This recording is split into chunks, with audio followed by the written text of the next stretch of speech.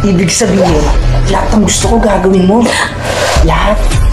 Hindi mo magugustuhan gagawin ko sa'yo. Naiintindihan mo ba ako? Gusto naman. Hindi sana tayong umabot sa ganito. Gusto naman, please. Oo. Ma'am,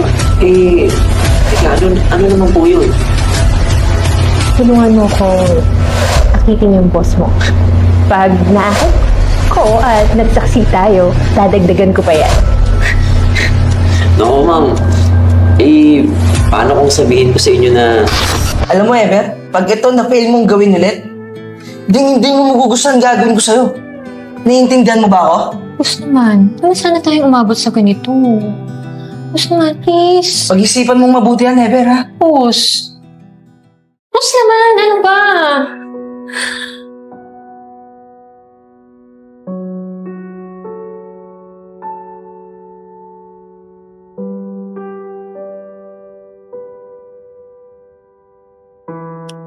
Ay! Sorry. I'm so sorry. Natapilo kasi ako eh. Sorry. Hindi. Okay lang ako. Ikaw, okay ka lang ba? Sakit. Sakit. Hindi, ito ba yung masakit? Ito ba? Ayan. Sakit. Ano nangyayari dito? Teka, sino siya? Ang boss ko. Siya po yung boss ko. Ikaw, ano ka? Driver niya lang ako. Ako po yung driver niya, sir. Paano, boss, kunin ko muna yung sasakyan niyo, ha? Teka. Give me your phone number para mapalitan ko yung damit na natapunan ko. Babalik ko agad yung damit, then mag-meet tayo para iabot ko sa'yo yung damit pag napalitan ko na. Naku, ma'am, hindi na po. Okay lang. Malalabang ko pa naman tuto, eh. No, I insist. Give me your phone number. Pag nakabili na ako ng damit, mag-meet tayo, okay? Sige po. Ito po yung number.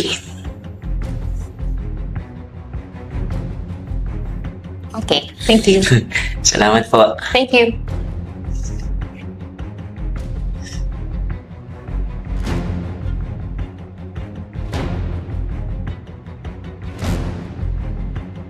Oh, hi. Kanina ka pa? Hiningan nila po, ma'am. Nga pala. Pero na lang iaabot ko sa'yo, Kasi nakalimutan kong itanong yung size ng t-shirt mo, eh. Teka, parang... Malaki naman po ata nito. No, maliit pa nga yan, eh. Consider it as a gift from me. But, sa isang kondisyon. Oo. Ma'am, teka, ano naman po yun? Tulungan mo kong akitin yung boss mo. Pag naakit ko at nagsaksi tayo, dadagdagan ko pa yan. No, ma'am. Paano kung sabihin ko sa inyo na may asawa na yung boss ko? Ay, naku. Pag minamalas ka nga naman. Hindi po, biro lang. Teka. Bakit niyo po pala naisipang akitin yung boss ko? Siguro, inuguto sa inyo yung boss na kasama niyo sa cafe na nagkabanggaan tayo, no? Mukhang galit nga yun, eh. Hindi, no? Hindi ko nga alam kung bakit ko naisip tong idea na to. Basta ang alam ko lang, gusto ko na makawala sa walang hiyang boss ko na yun. Pakahayop niya. Ano? Papalag ka?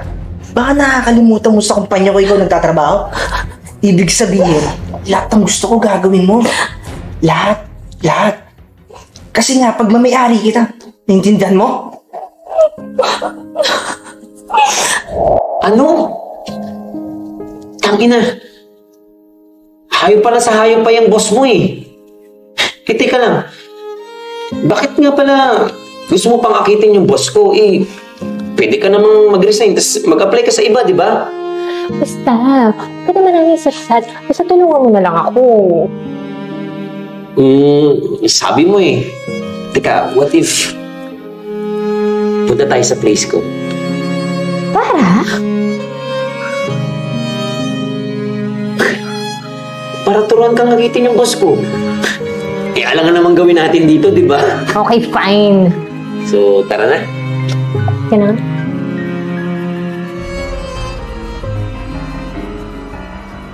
Pasok ka. Upo ka. So, paano mo nga ba nakita yung boss ko?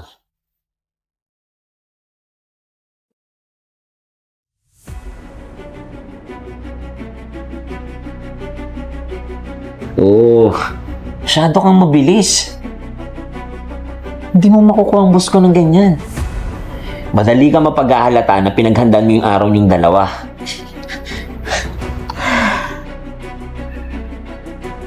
Okay, fine. Ganito na lang. Ano yan? Hindi 29 years old yung boss ko. Lalong hindi effective yan. Ay, nako. Uy, teka! Saan ka pupunta? Uy, ma'am! Saan pupunta, ma'am? Ma'am! Uy, ma'am! Saan pupunta? So bakit mo ko hinahabol? Eh, parang palpak naman lahat ng plano natin pang-aakit dyan sa boss mo eh. Yun na ba yun? Teka. Kumakain ka ba ng street foods? Kain na lang kaya tayo dun, tapos dun na natin pag-usapan kung paano makakitin yung boss ko. Ano? Tara? Ay, fine. Sige. Tara!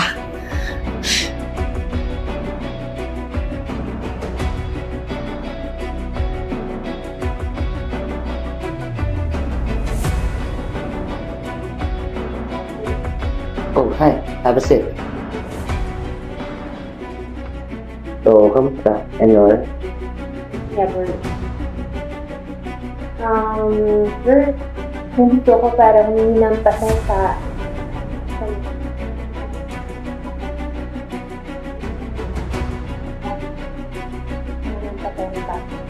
No, it's okay. And besides, sorry ka na rin naman sa driver ko. Eh, ay nalaman ko din na binigyan ka ng extra.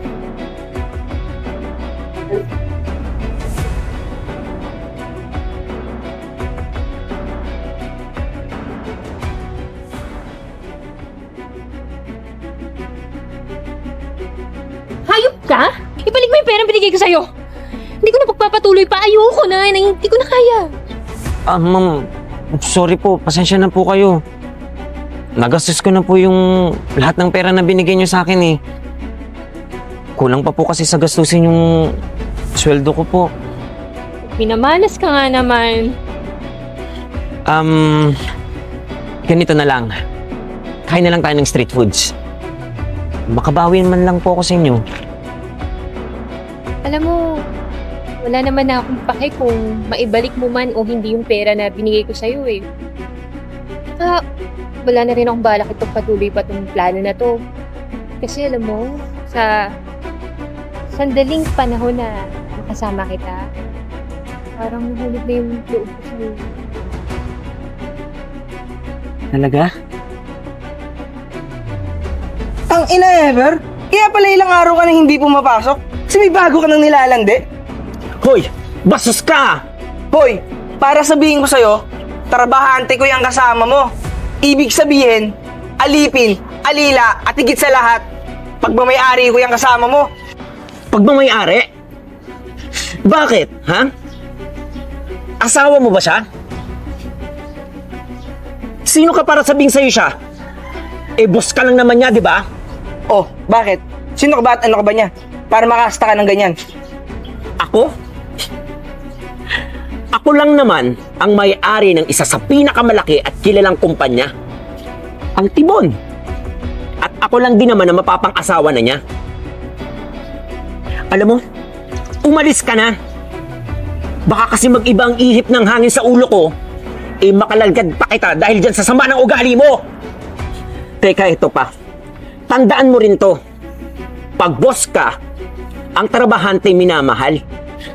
Hindi inaalila, hindi porket nasa posisyon ka.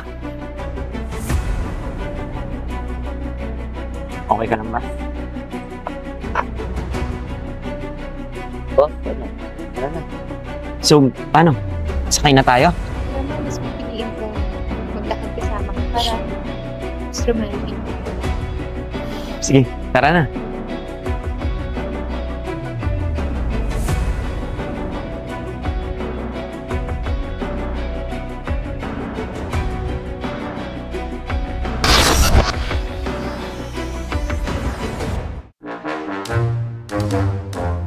Big one, no, I insist, action.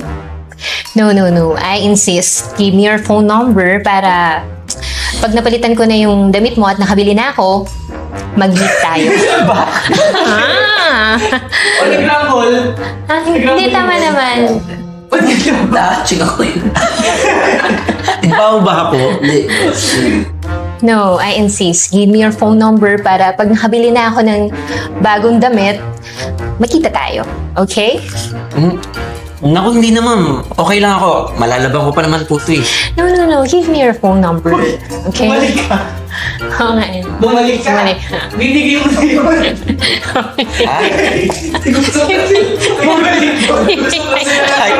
Nasa emotion ko. Bibigay mo yung Ay, yung phone number na nga pala to. Akala ko yung damit ka rin. Sige po. Emotion. Nasira na emotion. Okay po. So, paano nga... Paano mo nga ba? Paano mo nga ba? Okay po, direct. Ito one, action. Akin ka, sa akin ang saya. Okay. Ay, naka-rolling na ga. Ikaw rin lang. Ito. Maabante ka or... Ito lang. Nagaganda lang ako parang tatay.